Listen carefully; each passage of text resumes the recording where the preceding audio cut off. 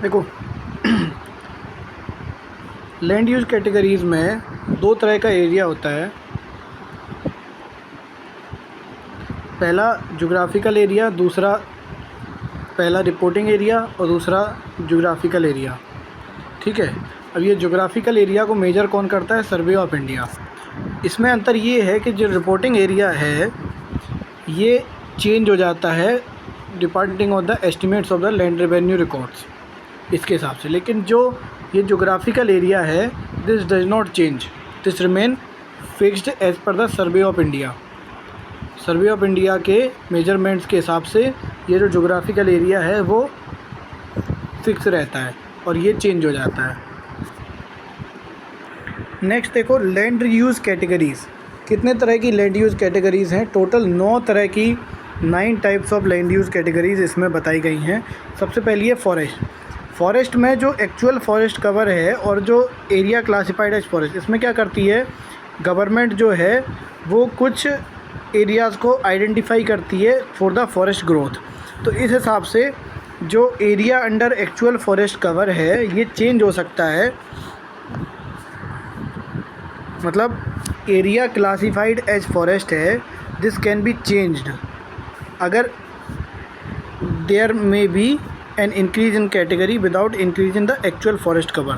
तो actual forest cover में increase ना हो और फॉरेस्ट का एरिया जो क्लासिफाइड है उसमें इंक्रीज हो सकता है क्योंकि गवर्नमेंट करती है। अब हम सबसे पहले जल्दी जल्दी से देख लेते हैं कौन कौन से लैंड यूज़ कैटेगरीज़ हैं। पहला था फॉरेस्ट, दूसरा है बैरन एंड वेस्टलैंड्स, तीसरा देखेंगे तीसरा है land put to non agriculture uses,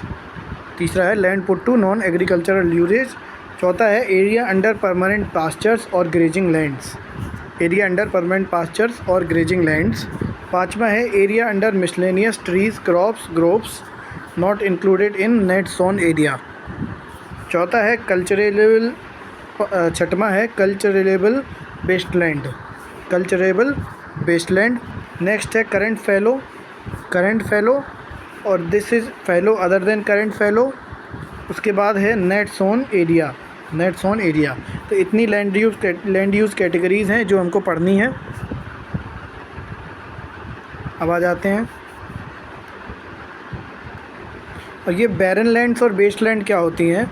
Westland मतलब बैरन हिली टेरेंस में ऐसा एरिया, डेजर्ट वाला एरिया, लैंड्स रेवाइन बीहड़ वाला एरिया, ऐसा area that can not be brought under cultivation, इसको बैरन या वेस्टलैंड बोलते जाते हैं। अगला है land put to non agricultural uses. ये क्या है? सेटलमेंट्स जैसे रूरल और अर्बन सेटलमेंट जैसे infrastructure, road, canals, industries, shops etcetera, ये सब नॉन एग्रीकल्चर यूजेज का लैंड है।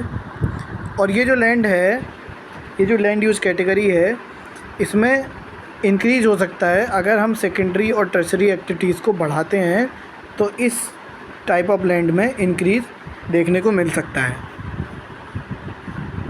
ये जो है एरिया अंडर परमानेंट पास्चर्स, जो ये एरिया अंडर परमानेंट पास्चर्स है और ग्रेजिंग लैंड्स है, ये बेसिकली विलेज पंचायत में होता है और ये विलेज पंचायत गवर्नमेंट की ओन करती है और प्राइवेटली ओन्ड बहुत ही स्मॉल प्रोपोर्शन है इसका।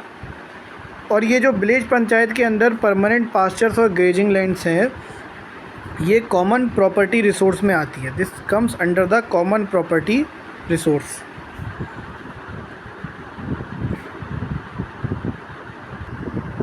अब अगला लैंड यूज कैटेगरी है area under miscellaneous tree crops groves, इसको नेट जोन एरिया में नहीं रखा जाता। इसमें आता क्या है? Orchards, miscellaneous tree crops and groves. ठीक है, नेट जोन एरिया में इसको नहीं रखा जाता। इसमें आता क्या है? ऑर्चर्ड्स एंड फ्रूट ट्रीज़ इसमें आते हैं और बहुत सारी, ये सबसे ज़्यादा ये प्राइवेटली ओन्ड कैटेगरी है, this is privately owned category. Next है कल्चरेबल वेस्टलैंड से समझ सकते हो जो वेस्ट है मतलब जो 5 साल से ज़्यादा मोर देन 5 ईयर्स 5 ईयर्स से ज़्यादा जिसको अनकल्टिवेटेड छोड़ दिया है, अनकल्टिवेटेड छोड़ दिया है 5 साल से ज़्यादा, उसको कल्चरेबल वेस्टलैंड बोलते हैं। The land which is left fallow for more than 5 years is called culturable wasteland. अब ऐसी लैंड को रिक्लेमेशन प्रैक्टिसेस से जब इम्प्रूव कर दिया जाता है फिर से कल्टीवेशन में लाया जा सकता है। नेक्स्ट है current fellow. Current fallow is the land which is left without cultivation for 1 और less than 1 agriculture year.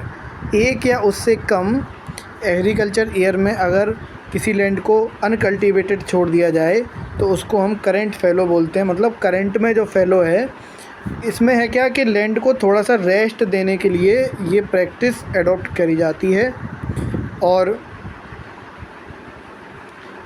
रिकूप्स the lost fertility through natural process से लॉस्ट फर्टिलिटी लैंड फिर से गेन कर लेती है। इसको हम करंट फैलो बोलते हैं। Next is the fallow other than the current fallow, जो 1 साल से ज़्यादा और 5 साल से कम, 1 से ज़्यादा और 5 से कम, ये है fallow other than the current fallow. और एक या एक से कम साल में इसको बोलते हैं करंट फैलो, इसको बोलते हैं अदर देन करंट फैलो। और ये 5 साल से ज़्यादा इसको बोलते हैं क्या, कल्चरेबल वेस्टलैंड। ठीक है, समझ में आया। 0 से 1 साल तक के लिए, 1 से 5 साल तक के लिए और 5 से ज़्यादा साल तक के लिए अगर ये है तो इसको बोलेंगे फैलो अदर देन करंट फैलो, इसको बोलेंगे करंट फैलो, इसको बोलेंगे फैलो अदर देन करंट फैलो और इसको बोलेंगे कल्चरेबल वेस्टलैंड।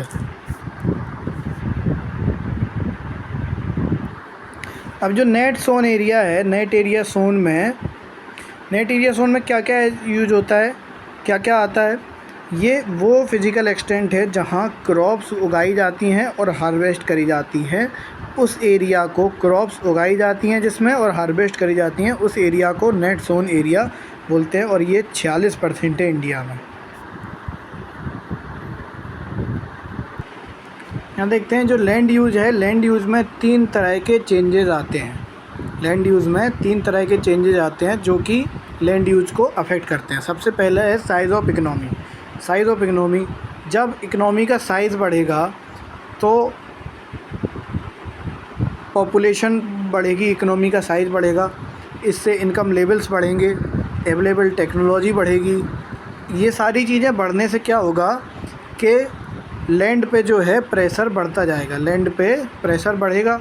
और लैंड पे जब प्रेशर बढ़ेगा तो मार्जिनल लैंड्स जो हैं वो अंडर यूज़ आ जाएंगी, वुड कम अंडर यूज़। मतलब जैसे जो ग्रेजिंग लैंड्स है वो भी आदमी ने अभी अंडर यूज़ ले लिए हैं, तो मार्जिनल लैंड्स जो होती हैं वो भी अंडर यूज़ आ जाती हैं। ठीक है, जैसे जैसे साइज़ ऑफ इकोनॉमी बढ़ती है। दूसरा फैक्टर है कंपोजिशन ऑफ इकोनॉमी। जैसे जैसे इकोनॉमी का कंपोजिशन चेंज होता है तो सेकेंडरी और टर्शरी सेक्टर्स जो कि प्राइमरी सेक्टर से ज़्यादा फास्टर ग्रो करते हैं, स्पेशली जो एग्रीकल्चर से ज़्यादा ही फास्ट ग्रो करते हैं टर्शरी और सेकेंडरी सेक्टर, खासकर डेवलपिंग कंट्रीज़ जैसे इंडिया में। तो होता क्या है कि इसके वजह से लैंड का ग्रेजुअल शिफ्ट देखने को मिलता है from agricultural uses to non agricultural uses. ये लैंड शिफ्ट हो जाती है, ठीक है, और बिल्डिंग वगैरह ऐसे डेवलपमेंटल कामों में लैंड का यूज होने लगता है। अब यहाँ देखो, अब इकनॉमी डेवलप कर रही है, साइज़ बढ़ रहा है, तो उससे जो एग्रीकल्चरल एक्टिविटीज़ का इकनॉमी में कंट्रीब्यूशन तो घटता है, एग्रीकल्चरल एक्टिविटीज़ का कंट्रीब्यूशन घट रहा है, लेकिन एग्रीकल्चरल एक्टिविटीज़ के लिए जो प्रेशर है लैंड पे वो घट नहीं रहा है। जो प्रेशर है लैंड पे वो घट नहीं रहा है, क्योंकि खाना तो हमें चाहिए, ठीक है, और बढ़ ही रहा है लगभग, ठीक है। और जो एग्रीकल्चर लैंड पे कंटिन्यूड प्रेशर है, इसके क्या रीजंस हो सकते हैं? दो रीजंस। पहला रीज़न क्या है कि जो एग्रीकल्चरल सेक्टर का शेयर है जीडीपी में, वो बहुत फास्ट डिक्लाइन करता है, बहुत फास्ट डिक्लाइन कर रहा है। जीडीपी में जो एग्रीकल्चर का सेक्टर का शेयर है वो फास्टली डिक्लाइन कर रहा है, लेकिन जो पॉपुलेशन है जो कि एग्रीकल्चर पर डिपेंड है वो बहुत ही धीरे धीरे डिक्लाइन कर रही है। पॉपुलेशन जो एग्रीकल्चर पर डिपेंडेंट है, गांव में लोग हैं, वो बहुत धीरे धीरे डिक्लाइन कर रही है। मतलब गांव में लोग एग्रीकल्चर नहीं छोड़ना चाह रहे हैं। इस वजह से क्या हो रहा है कि शेयर तो घट रहा है और पॉपुलेशन जो डिपेंडेंट है वो घट नहीं रही, इस वजह से प्रेशर ऑफ लैंड बढ़ रहा है। दूसरी चीज़ क्या है कि एग्रीकल्चरल सेक्टर को जो लोगों को फीड करना है वो बढ़ रहे हैं, क्योंकि पॉपुलेशन बढ़ रही है, तो इस वजह से प्रेशर और बढ़ रहा है। समझ रहे हो? तो दो है, 4 कैटेगरीज़ हैं टोटल जिसमें डिक्लाइन देखने को मिला है लैंड की यूज कैटेगरीज। कौन कौन सी हैं? वेरन और वेस्टलैंड। वेरन और वेस्टलैंड मतलब ऐसा लैंड जो एग्रीकल्चर के यूज नहीं आ सकता है। प्रेशर बढ़ा तो वेरन और वेस्टलैंड को भी एग्रीकल्चर यूज में लाना चालू किया और उस पर बिल्डिंग्स बनाई, उस पर रहने के लिए यूज़ किया। मतलब जैसे भी है, इसमें डिक्लाइन देखने को मिला है। Next is culturable wasteland. Culturable wasteland जो कि 5 साल से ज़्यादा तक अनफेलो रहती हैं, विदाउट कल्टिवेटेड रहती है, उनको भी फिर से कल्टीवेशन में लाया गया। Next is area under pastures, जो लिव स्टॉक के, जब गाय भैंसों के चरने के लिए जो एरिया था, इंसान ने वो भी हथियाना चालू कर दिया, उस पर भी अपनी फसल उगाना चालू कर दी। नेक्स्ट है tree crops and fallow lands, जो लैंड फैलो छोड़ गई थी। Tree crops and fallow lands मतलब जहाँ पेड़ वगैरह फल वगैरह लगते हैं, उस लैंड को भी यूज करना चालू कर दिया। तो 4 हैं, बैरन और wasteland, culturable wasteland, area under pastures and tree crops and fallow lands. 4 तरह की कैटेगरीज हैं। और जो पास्चर और ग्रेजिंग लैंड का डिक्लाइन क्यों हुआ? क्योंकि इलीगल इंक्रोचमेंट इसके ऊपर बहुत ज़्यादा बढ़ गया है। अगला हम ये देखते हैं कि कहाँ इंक्रीज़ हुआ, कहाँ डिक्रीज़ हुआ। सबसे ज़्यादा जो इंक्रीज़ हुआ है वो हुआ है area under non agricultural uses. लगभग 50% का इंक्रीज़ इसमें आया है, थोड़ा सा कम 50% से, लगभग 50% का इंक्रीज़ आया है area under non agricultural uses में। दूसरा इंक्रीज़ आया है फॉरेस्ट कवर में। फॉरेस्ट कवर में भी इंक्रीज़ देखने को मिला है। अब तीसरा नेट सोन एरिया में बिल्कुल माइन्यूट इंक्रीज़ देखने को मिला है। तो ये 3 कैटेगरीज जो हैं जिसमें माइन्यूट सा इंक्रीज़ देखने को मिला है। करंट फैलो में भी थोड़ा सा इंक्रीज़ देखने को मिला है। बाकी 4 कैटेगरीज ऐसी हैं जिनमें डिक्रीज़ देखने को मिला है। सबसे ज़्यादा डिक्रीज़ देखने को मिला है बैरन लैंड्स में। सबसे ज़्यादा डिक्रीज़ बैरन लैंड्स में देखने को मिला है, लगभग 50% का डिक्रीज़ है। परमानेंट पास्चर और ट्री क्रॉप्स में डिक्रीज़ देखने को मिला है। कल्चरेबल वेस्टलैंड में डिक्रीज़ देखने को मिला है। And fallow other than current fallow में डिक्रीज़ देखने को मिला है। नेक्स्ट बात करते हैं कॉमन प्रॉपर्टी रिसोर्स की। 2 तरह की लैंड होती है अकॉर्डिंग टू ओनरशिप, एक तो प्राइवेट लैंड, दूसरा होता है common property resource. Private land हम जानते हैं इंडिविजुअल ओन करते हैं, और common property resource state own करती है for the use of community. Common property resource CPRs होते हैं, वो लिव स्टॉक के लिए फॉडर का काम करते हैं, जहाँ लिव स्टॉक हमारी चरती हैं जाके, और जहाँ से हमको फ्यूल लकड़ियाँ प्राप्त होती हैं फॉर हाउस होल्ड्स और अदर माइनर जिस फॉरेस्ट प्रोडक्ट्स जैसे fruits, nuts, fibres, medicinal plants.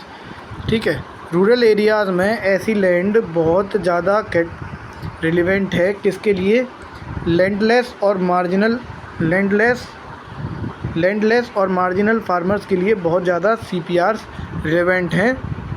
और क्योंकि बहुत सारे लोगों को लिव स्टॉक से अपनी इनकम चलाते हैं, और वुमेन स्पेशली फॉडर और फ्यूल जो कलेक्ट करती हैं रूरल एरियाज़ में, लॉन्ग आवर्स उसको डिमोट करती हैं। तो ये जो CPR है इनके लिए मार्जिनल फार्मर और लैंडलेस के लिए बहुत ज़्यादा इम्पोर्टेंट हो जाती हैं। और CPRs can be defined as communities natural resource. These are the communities natural resource. और यहाँ हर मेंबर को एक्सेस का राइट है और यूसेज है within the specified obligations, और किसी का प्रॉपर्टी राइट नहीं है ऐसे CPR पे, ठीक है। Community forest, pasture lands, village water bodies और अदर पब्लिक स्पेसेस, इनको CPRs बोला गया है, जो कि कम्युनिटी ओन करती है विलेजेस में। इनको कॉमन प्रॉपर्टी रिसोर्स CPR बोला गया है।